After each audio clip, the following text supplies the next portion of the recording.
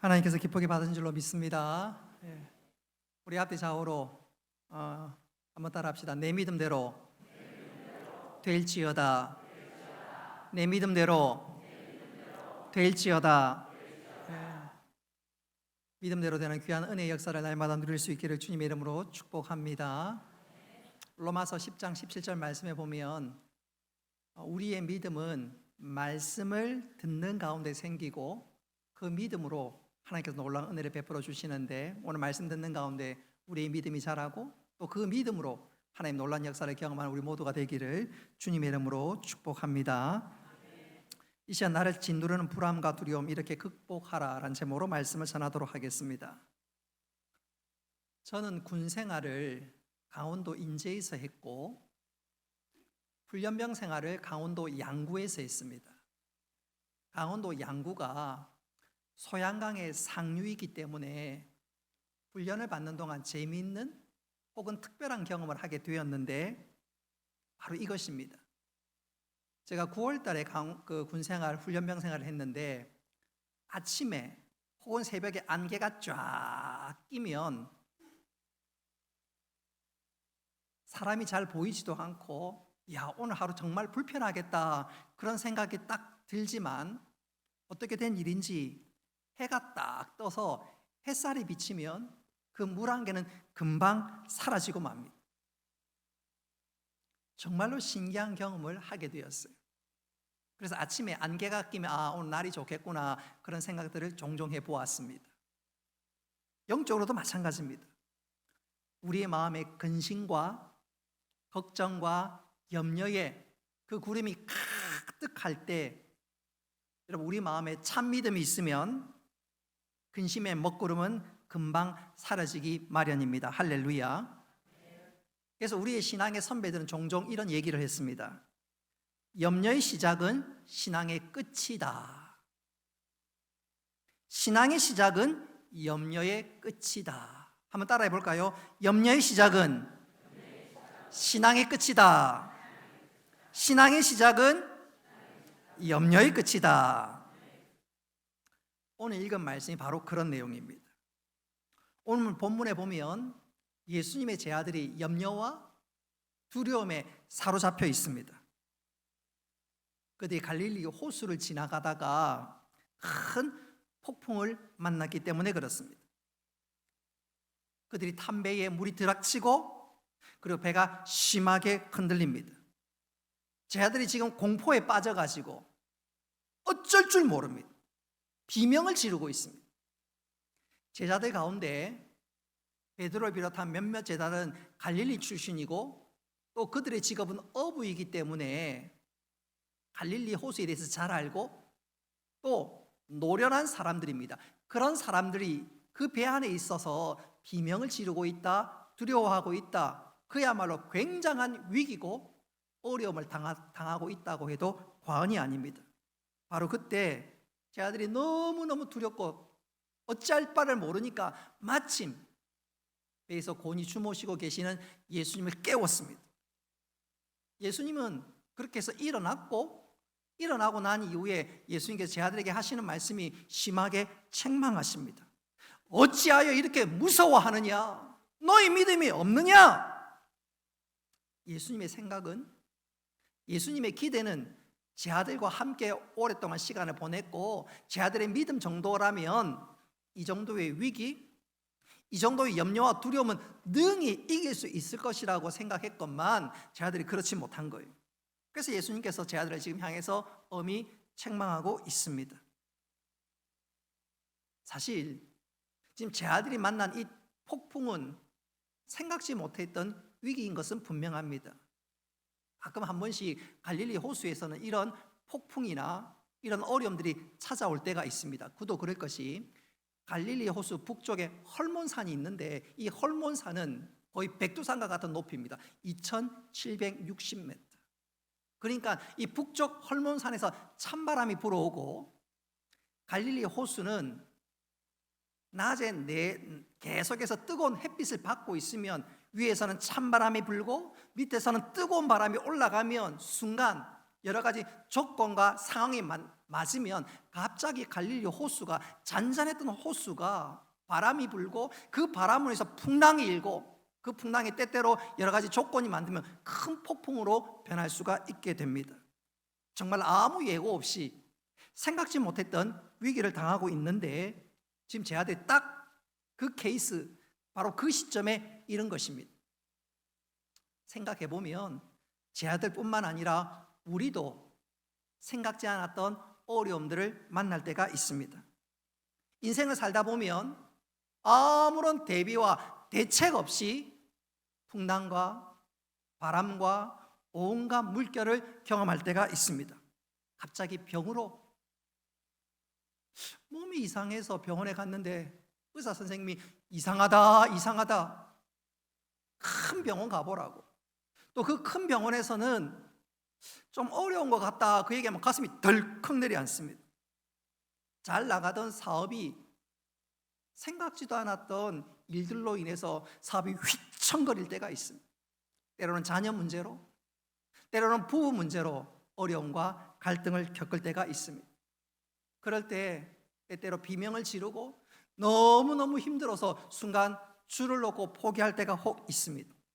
그러나 오늘 이거 말씀 제 아들을 보시면 제 아들이 위기를 만났지만 그 위기를 인해서 주님이 어떤 분인지 제대로 알고 그 위기는 변하여 오히려 감사와 간증거리로 화하게 되는데, 오늘 우리는 말씀을 주목하면서 어떻게 위기와 불안과 두려움이 잔상케 되고 어떻게 주님을 더 깊이 알게 되었는가, 오늘 우리는 그것을 깨달아 우리 어떤 상황에서도 흔들리지 않고 이 믿음의 경들을 잘 경주할 수 있는 우리 모두가 될 수 있기를 주님의 이름으로 축복합니다.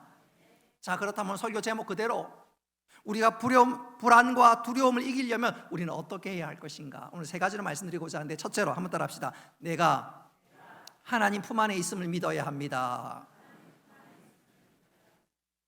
제일 중요한 것은 내가 어떤 상황에 있든지 하나님의 품 안에 있음을 믿어야 합니다. 오늘 본문에 보니까 제 아들이 비명을 지르고 두려워하는 그 이유가 무엇인가요? 예수님의 책망을 지금 듣고 있는 이유가 무엇인가요? 이유는 딱 한 가지. 가장 중요한 사실은 제 아들은 지금 예수님과 함께 있다는 사실을 지금 망각하고 있습니다. 예수님과 한 배를 타고 있다는 사실을 망각하고 있습니다. 오늘 본문에 보십시오. 제 아들이 진짜로 예수님과 한 배를 타고 있습니다. 그러면 주님이 함께 하시는데 잘못될 리가 없습니다. 할렐루야. 근데 오늘 제 아들은 그 사실을 잊어먹고 있어요. 주님이 우리와 함께 하신다, 예수님이 나와 함께 하신다, 그것은 까마득하게 잊어버리고 내 앞에 당장 보이는 물결을 보면서 두려워하고 있습니다. 주님이 나와 함께 하시는데 그 사실을 잊고 지금 두려워하고 있습니다. 어쩌면 이 모습이 나의 모습인지도 모르겠습니다. 여러분, 주님이 나와 함께 하신 줄 믿으시기를 바랍니다. 함께하는 정도가 아니라 내 안에 성령님이 내주하십니다. 할렐루야. 그러면 성령님이 나를 인도하시고 깨닫게 하시고 역사하시는데 결코 잘못될 리가 없습니다. 그런데 우리는 그 사실 자꾸 잊어먹습니다. 망각합니다. 자꾸 내 앞에 보이는 물결과 풍랑과 바람의 두려움을 느끼고 있습니다. 여러분, 하나님이 나와 함께 하심을, 주님이 나와 함께 하심을 믿고 계신가요? 저는 이것을 이렇게 한번 강조하고 싶어요. 한 2년 전에 제가 요한계시록 쭉 설교했지요.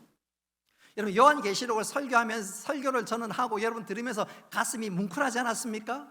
특히 마지막에 영원한 천국이 예비되어 있고 그 천국은 나를 위해서 예비하고 있고 주님이 나를 위해서 처소로 예비하고 내가 영원토록 영광 가운데 살게 될 것이라는 것을 생각하면 여러분 가슴이 시릴 만큼 떨릴 만큼 가슴이 벅차지 않던가요? 여러분, 우리에게는 영원한 미래가, 영광스러운 미래가 예비된 줄 믿으시기를 바랍니다. 또 수년 전에 제가 에베소서를 설교한 적이 있는데, 여러분 에베소서 1장을 읽어보면 하나님께서 우리를 한번 따라합시다. 창세전에 택하셨습니다. 그러니까 나는 영원 전부터 영원까지 나는 하나님 안에 있습니다. 할렐루야. 하나님 나를 위한 놀라운 계획을 준비하고 계셨고 또 우리 하나님께서 우리의 모든 삶들을 인도하십니다. 우리가 이 사실이 영적으로 탁 깨달아지고 영안이 열려서 이것을 볼 수만 있다면 우리는 어떤 상황에서도 흔들리지 않습니다. 주님이 나와 함께 하시는 정도가 아니라 나를 위해서 놀라운 계획을 준비하고 계시는데 내가 왜 두려워하고 떨겠습니까? 그런 측면에서 내가 만나는 풍랑은 잠시 지나가는 것입니다. 내가 장차 누릴 영광에 비하면 그것은 진짜 찻잔 속의 태풍입니다. 어떤 분은 제가 이런 설교를 하면 이렇게 말씀드리면 이렇게 대꾸하시는 분도 계실런지 모르겠어요. 아이고 목사님 그런 말씀하지 마세요. 지금 당장 시련을 당하면 목사님 그렇게 쉽게 말하지 못합니다. 목사님 시련을 당하지 않아서 그렇지 진짜 시련을 당하면 그런 말 못해요. 예, 맞습니다. 틀린 말 아니에요. 시련은 아프고 시련 때문에 우리는 비명이 나오고 때로는 감당하기 어려운 순간들을 경험할 수도 있습니다. 그러나 내가 장차 누릴 영광에 비하면 그 시련은 진짜 점 같은 시간이고 내가 장차 누릴 영광에 비하면 그것은 좋게 비교가 되지 않습니다. 그런 측면에서 내가 장차 누릴 영광을 하나님께 나를 위해서 놀라운 것 예비한 것 기억한다는 것 얼마나 중요한지 몰라요. 저는 이것을 이렇게 한번 강조하고 싶습니다. 우리 성도들 소설을 얼마나 자주 읽으시는지는 모르겠지만 소설을 읽다 보면 주인공이 어려움을 당할 때가 혹 있습니다. 가혹한 일을 만날 때가 있습니다. 배신을 당하기도 하고 음모에 휩쓸리기도 하고 억울한 누명을 쓰기도 하고 그러면 아무리 소설이라도 너무너무 마음이 아파서 가슴이 떨려서 다음 장을 넘기기가 참 부담스럽습니다. 그러면 개중에 마음이 약한 사람, 개중에 호기심이 많은 사람, 특히 저 같은 사람은 그런 장면을 읽다가 맨 끝장을 들춰봅니다. 맨 끝장을 들춰봅니다. 그래서 해피엔딩으로 끝나는 사실이 확인되면 그러면 마음이 놓입니다. 그러면 이상해요. 분명히 주인공이 누명을 쓰고 억울한 음모에 휩쓸리고 그래도 걱정이 없습니다. 결국 밝혀질 거야. 결국 해피엔딩으로 끝날 거야. 오히려 이 억울한 누명이 음모가 어떻게 해서 해결되지? 오히려 소설이 더 흥미진진합니다. 자, 중요한 것은 끝을 알고 나니까 마지막이 해피엔딩 된다는 사실을 알고 나니까 똑같은 사건인데도 보는 눈이 엄청나게 달라집니다. 그래서 결론을 아는 것이 굉장히 중요합니다. 여러분 드라마도 그렇지요. 제가 언젠가 말씀드린 적이 있지만 지금은 안 그래요. 옛날엔 제가 007 영화는 다 봤습니다. 너무너무 좋아했어요. 생각해보니까 제 아버지가 007 영화를 좋아했더만요. 그래서 그 아버지 그 아들이라 007을 얼마나 좋아했는지 보고 또 보고. 근데 007 주인공이 제임스 본드가 위기를 당하면 아이고 어떻게 할까 그러다가 속으로 쟤는 절대로 안 죽어 안 죽고 말지. 다 위기를 풀어냅니다. 그러니까 위기를 당할 때마다 어떻게 해결하지? 흥미진진합니다. 여러분 이처럼 결론을 아는 것이 중요합니다. 자, 그런 측면에서 나의 결론은 어떻게 될까요? 여러분 장차 우리의 결론은 어떻게 될까요? 여러분 이되면 우린 장차 천국에서 영원토록 영광 가운데 살게 될 줄 믿으시기를 바랍니다. 심지어 주님이 재림하시면 죽었던 우리의 몸이 부활하고 새하늘과 새 땅, 이 땅에 임할 때 우리는 영광스럽게 주님을 맞이하게 될 것입니다. 주님 우리의 눈물을 닦아주시면서 잘했다고 칭찬해 주실 것입니다. 우리의 마지막은 반드시 이기고 승리하게 될 것입니다. 우리의 미래는 완전히 해피엔딩이고 승리인데 그 사실을 안다면 우리가 어떤 일들을 만나도 잠시 지나가는 것이고 찻잔성의 태풍이고 어떤 시련에서 흔들리지 않게 되는 것이지요. 그래서 오히려 시련을 만날 때 우리는 당당하게 더 큰 소리로 외칠 수 있습니다. 시련아 올 테면 와봐라 덮쳐봐라. 그래도 마지막에는 내가, 한번 따라합시다. 내가 이긴다. 내가 이긴다. 여러분, 우리 각자는 인생의 강로는 잘 모릅니다. 저도 몰라요.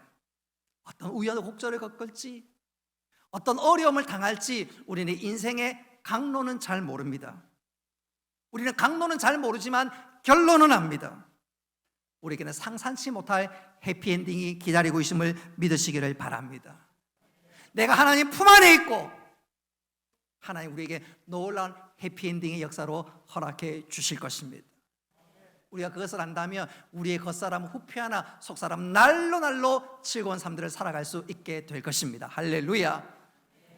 오늘 제 아들 위기를 만났지만 오늘 그들이 잊어먹은 중요한 한 가지 사실은 내가 주님 품 안에 있다는 사실을 잊어먹었습니다. 여러분, 이것이 우리에게 다시 영적인 도전이 되어서 내가 하나님 품 안에 있다는 사실을 잊지 말고 기억하고 명심함으로 위기가 아니라 이 위기 가운데 은혜를 베푸실 그 하나님으로 인해서 소망 가운데 즐거워할 수 있는 우리 모두가 되기를 주님의 이름으로 축복합니다. 두 번째로, 우리가 불안과 위기를 이기기 위하면, 불안과 두려움을 이기려면 한번 따라합시다. 내가 하나님 뜻 안에 있음을 믿어야 합니다. 첫째는 내가 하나님의 품 안에, 둘째는 한번 따라합시다. 하나님의 뜻 안에, 하나님의 뜻 안에 있음을 믿어야 합니다.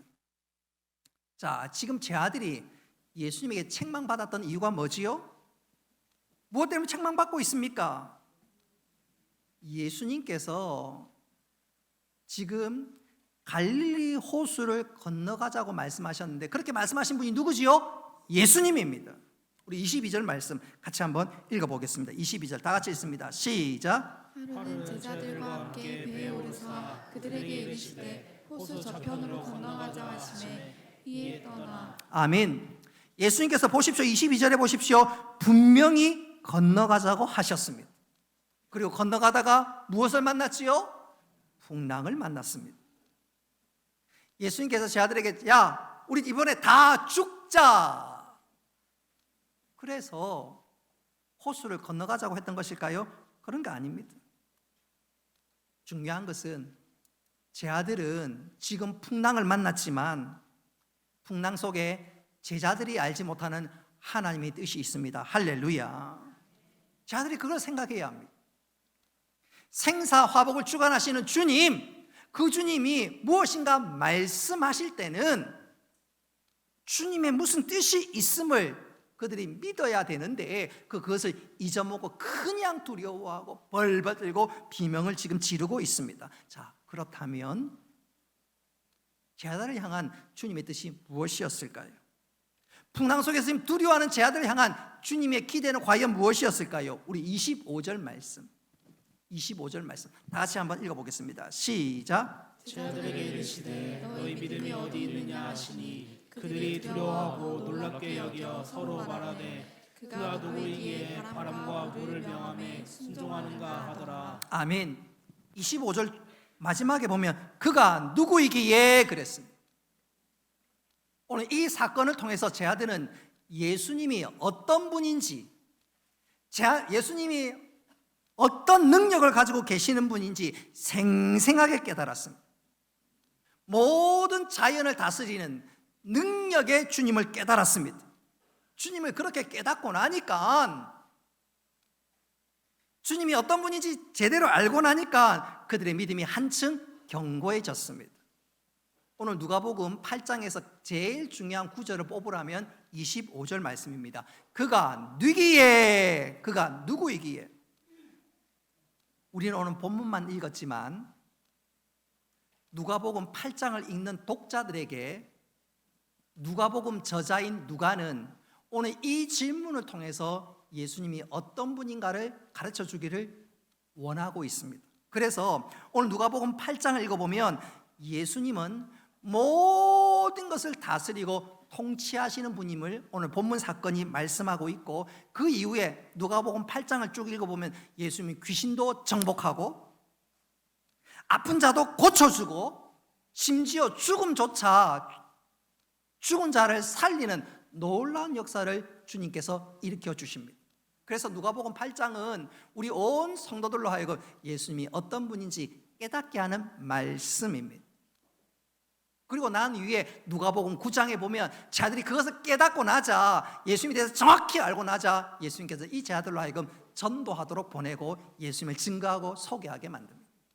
자, 그런 거로 오늘 중요한 것은, 오늘 이 사건은 예수님이 어떤 분인지 바꿔 얘기하면 제자들의 믿음을 더 든든하게 하기 위함이었습니다. 할렐루야. 그러면 이것을 생각해 본다면 우리는 반드시 기억해야 합니다. 풍랑 가운데도 하나님 뜻이 있음을 믿으시기를 바랍니다. 어떤 상황에서도 하나님께서 아무런 계획도 없이 뜻도 없이 일들을 허락지 않습니다. 그런 거로 우리가 어려움이나 위기를 만날 때 낙심치 말고 합력하여 선을 이루시는 하나님을 다시 한번 바라보며 하나님 뜻을 깨달아 알아가는 우리 모두가 될 수 있기를 주님의 이름으로 축복합니다.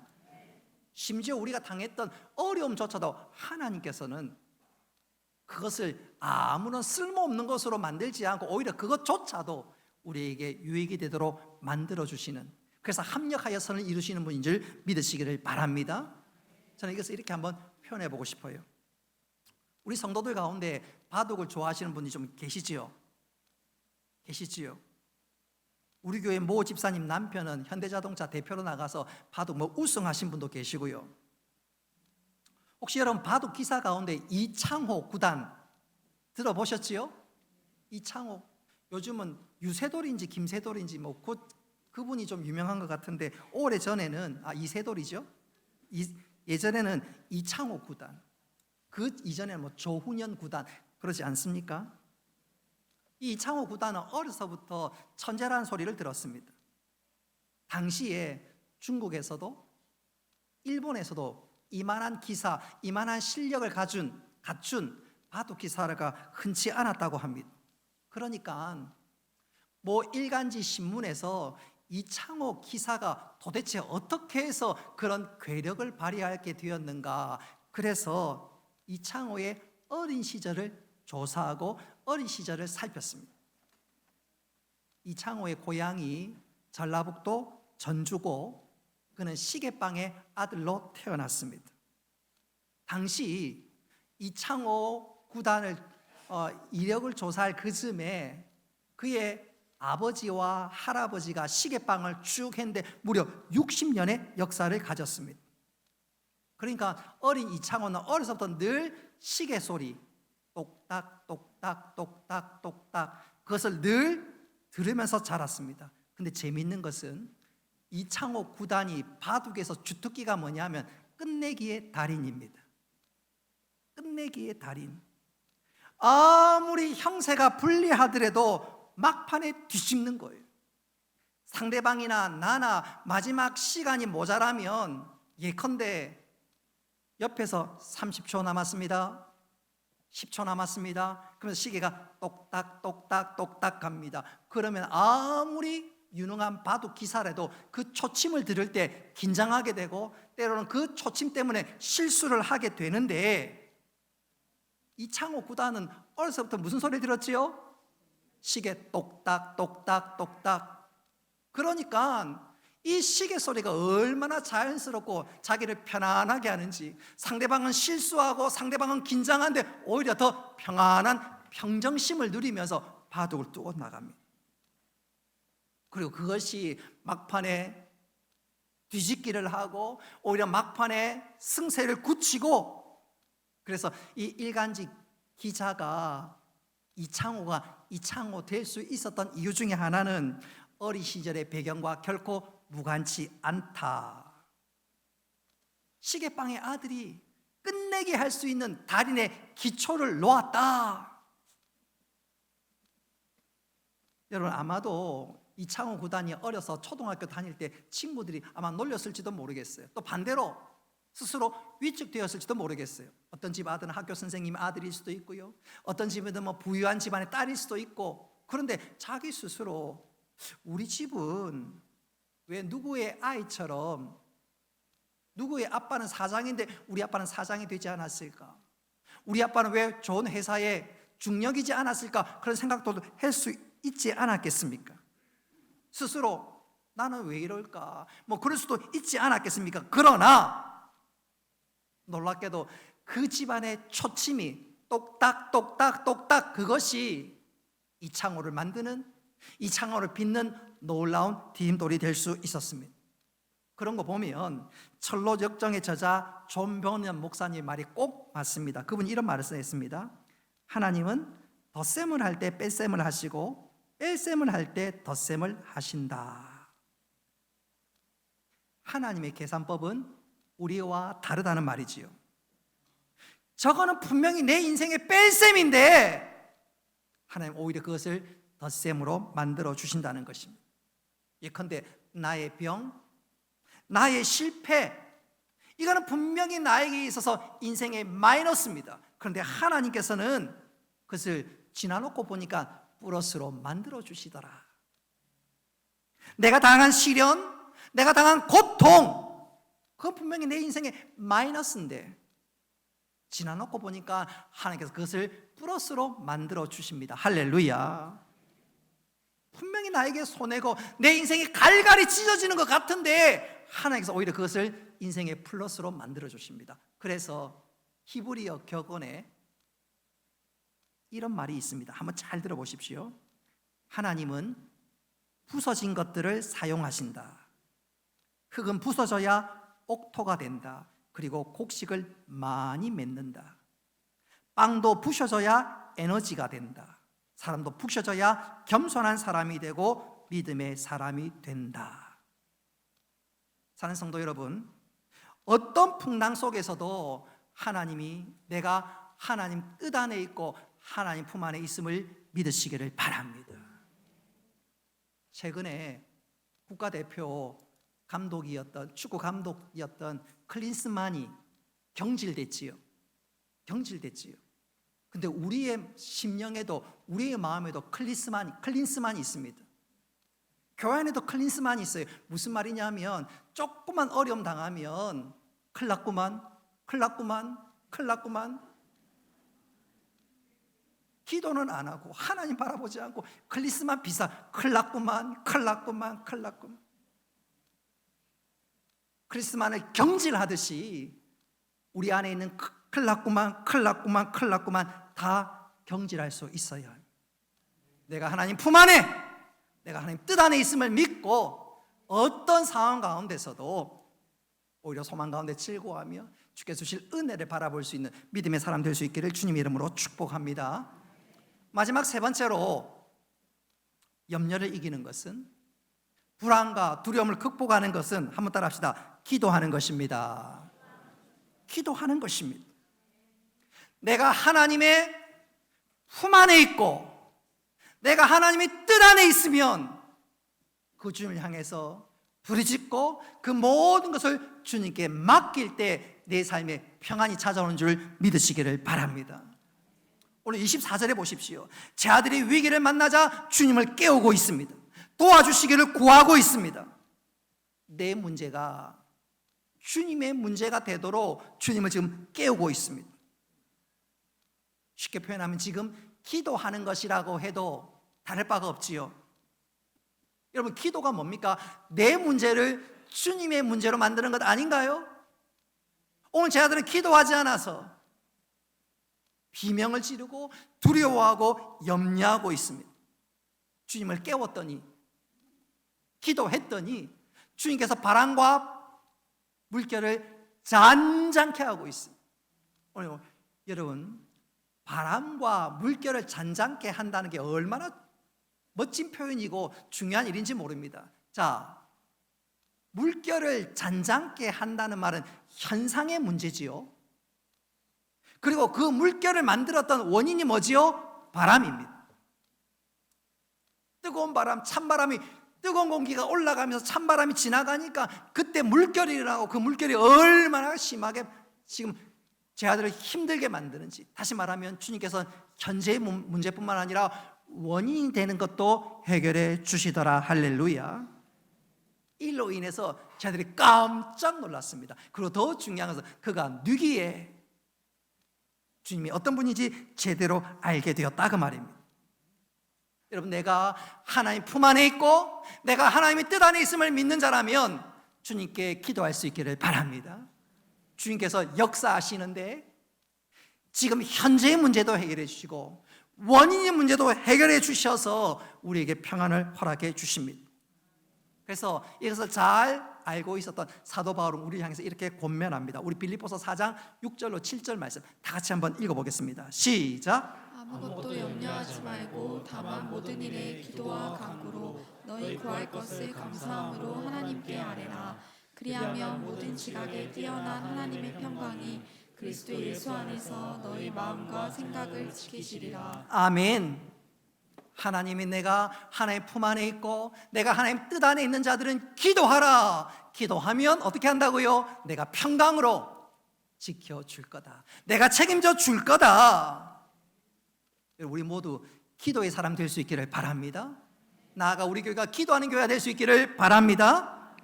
그래서 오늘 읽었던 말씀 빌립보서 4장 6절로 7절 보시면 기도할 때 어떻게 하라고요? 감사함으로 하나님께 아뢰라 그렇게 얘기합니다. 여러분, 시련을 당했는데 어떻게 감사함으로 아뢰 수 있나요? 어떻게 감사함으로 하나님께 아뢰 수 있나요? 그런데 내가 하나님 품 안에 있고 내가 하나님 뜻 안에 있음을 믿는 자들은 감사함으로 하나님께 아뢰 수 있습니다. 할렐루야. 그리고 그렇게 감사함으로 하나님께 아뢰는 자가 진짜 기도하는 자입니다. 저는 이것을 이렇게 한번 강조해 보고 싶어요.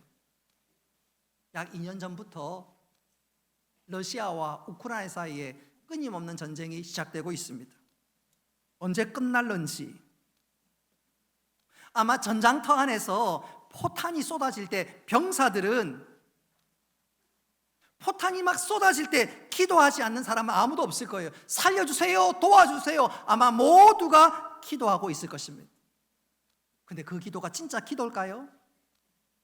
포탄이 떨어질 때 살려주세요, 그렇게 기도하는 것은 기도라기보다는 비명입니다. 비명. 그것은 하나님을 바라보는 것이 아니라 포탄을 바라보면서 비명을 지는 것이요, 살려주세요. 그런 사람들은 포탄이 멈추면 기도도 멈추게 됩니다. 우리의 기도가 그와 비슷할 때가 있습니다. 하나님을 바라보는 것이 아니라, 믿음으로 구하는 것이 아니라 문제를 바라보면서 비명만 지르고 있습니다. 그건 기도가 아닙니다. 정확하게 얘기하면 기도는 아닙니다. 물론 비명 지를 수 있지요, 구할 수 있지요. 그러나 정확하게 얘기하자면 포탄을 바라보며 부르짖는 거지 하나님 바라보면서 부르짖는 게 아닙니다. 하나님을 바라볼 수만 있다면, 내가 하나님 품 안에 있고 내가 하나님 뜻 안에 있음을 확신한 자들은 감사하면서 믿음 가운데 기도하게 될 줄 믿으시기를 바랍니다. 그리고 그 기도 가운데 하나님이 역사해 주시는 것이지요. 그래서 내가 하나님의 품 안에 있고 내가 하나님 뜻 안에 있는 자들은 기도를 해도 이렇게 기도할 수 있습니다. 하나님, 나를 영원 전부터 영원 후까지 품속에 안고 계시는 하나님, 이 시련도 한갓 찻잔 속의 태풍인 것을 보게 하여 주옵소서. 졸지도 않고 주무시지도 않고 나를 지켜주시는 하나님, 시련 속에서 나를 지켜줄 줄로 믿고 감사합니다. 시련 속에서도 하나님의 뜻이 있음을 내가 믿고 감사합니다. 그리고 이 시련이 변하여 복이 되게 하실 줄로 믿고 내가 감사합니다. 모든 것 다 하나님께 맡기고 부르짖는 거지요. 내가 하나님 품 안에 있고 내가 하나님 뜻 안에 있음을 믿는 자들은 그렇게 기도할 수 있게 됩니다. 그럴 때 하나님께서 우리 가운데 평강으로 지켜주신 줄 믿으시기를 바랍니다. 아무것도 염려하지 말고 다만 모든 이의 기도와 간구로 너희 구할 것을 감사함으로 아뢰면 하나님께서 우리를 평강 가운데 지켜주시는 것이지요. 그런데 우리가 그 사실을 잊고 그냥 비명만 지릅니다. 비명만 지릅니다. 그래서 찬송 작사가가 그런 찬송 우리에게 들려줬습니다. 찬송가 369장에 보면 죄짐 맡은 우리 구주 어찌 좋은 친군지 걱정 근심 무거운 짐 우리 주께 맡기세 주께 고함 없는 고로 복을 받지 못하네. 사람들이 어찌하여 아랠 줄을 모를까. 내가 하나님 품 안에 있음을 믿는 자라면, 내가 하나님의 뜻을 믿는 자라면 기도할 수 있고, 기도할 때 하나님께서 우리에게 평강 가운데 지켜주심을 믿으시기를 바랍니다. 근데 우리는 그 사실을 종종 잊어먹고 삽니다. 꼬마들이 그런 게임을 잘하지요. 369, 369 잘하지요. 저는 애들이 그런 게임 할 때마다 369장 찬송이 기억납니다. 369, 369 할 때 저는 이 찬송이 기억납니다. 웃으면서 이 노래를 흥얼흥얼합니다. 이 찬송을 흥얼흥얼합니다. 이제부터 우리 애들이 369, 369 할 때마다 이 찬송을 한번 기억하시기 바랍니다. 기도할 때 하나님께서 모든 문제를 해결해 주시고 은혜 가운데 인도해 주십니다. 할렐루야. 저는 이 시간 한 사람을 소개하면서 설교를 마무리할까 합니다. 골프 선수 최경주 씨가 2012년에 자서전을 출간했습니다. 그 자서전에 보면 여러 가지 에피소드가 있는데 1999년도에 일본에서 기린 오픈이 개최되었습니다. 당시 골프 선수 최경주에게 있어서 이 경기는 너무너무 중요했습니다. 이 경기를 잘해야 좋은 결과를 맺어야 미국 PGA로 진출할 수가 있습니다. 이 경기를 성공적으로 이끌어야 PGA에 진출할 수 있는 자격을 획득하게 되는데 이제 그야말로 마지막 게임의 마지막 퍼팅이 남았습니다. 퍼팅을 하는데 마지막 홀까지의 거리가 3m 남았습니다. 못 놓으면 이것으로 끝입니다. 그러니까 손이 부들부들 떨리지요. 바로 그 순간이었습니다. 최경주가 하나님 앞에 기도했습니다. 짧은 순간 하나님 도와주세요. 하나님 은혜를 베풀어 주세요. 그리고 잠시 눈을 감았다가 눈을 떴는데 놀라운 일이 일어났습니다. 아니 신기한 일이 벌어졌습니다. 그가 퍼팅해야 될 자기 자리에서 그 홀까지 거리가 3m밖에 안 되는데 3m 정도 되는데 마치 칠판에 흰 분필로 줄이 쫙 그어져 있는 것처럼 자기가 가야 될 그 홀 거리에 그렇게 선이 그어져 있는 것이 아니겠습니까? 그 진짜로 그 선을 따라 공을 굴렸더니 공이 굴러가다 또르륵 굴러가다가 똥 하고 그 구멍에 들어가게 되었습니다. 놀라운 일이 일어나지요. 근데 이것이 이때만 일어난 것이 아니라 미국 PGA Q스쿨에 들어갔습니다. 마지막 게임, 마지막 경기, 마지막 퍼팅 차례가 왔는데 이번에도 퍼팅 실패하면 미국 PGA는 포기하고 한국으로 짐 싸서 돌아가야 합니다. 그러니까 마지막 순간에 얼마나 손이 떨리겠습니까?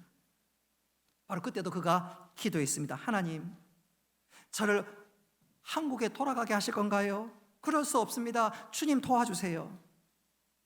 정말 간절함으로 짧게 기도하고 눈을 떴는데 이번엔 똑같은 일이 벌어졌습니다. 마치 밭에 호미로 밭을 일구면 그 골이 생기지 않던가요? 눈에 그렇게 골이 보이는 거예요. 골이 보이는 거예요. 그리고 거기로 살짝 굴렸더니 공이 그대로 들어가게 되었습니다. 자서전에 그걸 기록했어요. 야, 그거 보면서 나도 그런 일이 생겼으면 좋겠다. 볼이 들어갔네, 출세했네, 그게 중요한 것이 아니라 그 절제절명의 순간에 최경주 선수가 하나님 앞에 기도했던 것입니다. 할렐루야. 하나님 부르짖은 거예요. 순간 그는 세상을 바라보고 또 주위를 돌아보면서 염려하고 걱정한 것이 아니라 그 순간 하나님 앞에 기도했습니다. 그리고 그 기도에 하나님께서 응답해 주셨습니다. 할렐루야. 여러분, 최경주의 하나님이 나의 하나님인 줄 믿으시기를 바랍니다. 내가 하나님의 품 안에 있고 내가 하나님의 뜻 안에 있는 자들은 기도할 때 하나님께서 기도 가운데 역사하시고 은혜를 베풀어 주십니다. 평강을 허락해 주십니다. 그래서 우리의 위기는 위기가 아니라 감사와 간증거리로 변하게 될 것입니다. 할렐루야. 말씀을 맺도록 하겠습니다. 하나님 백성은, 천국 백성은 풍랑과 두려움의 위기 속에서도 평안을 누릴 수 있습니다. 위기가 변하여 감사와 간증거리로 화할 수 있습니다. 어떻게 그것이 가능할까? 오늘 읽은 말씀은 우리에게 이렇게 권면합니다. 얘야! 네가 하나님 품 안에 있음을 믿어라. 네가 하나님 뜻 안에 있음을 믿어라. 그리고 하나님 앞에 구하라. 하나님께서 평강 가운데 지켜주시고 은혜를 더해 주신다고 약속합니다. 오늘 이 세 가지가 우리의 신비에 잘 새겨져서 어떤 상황에서도 평강을 누리며 위기가 변하여 감사와 간증거리가 되는 놀라운 삶들을 살아가는 우리 모두가 되시기를 주님의 이름으로 축복합니다.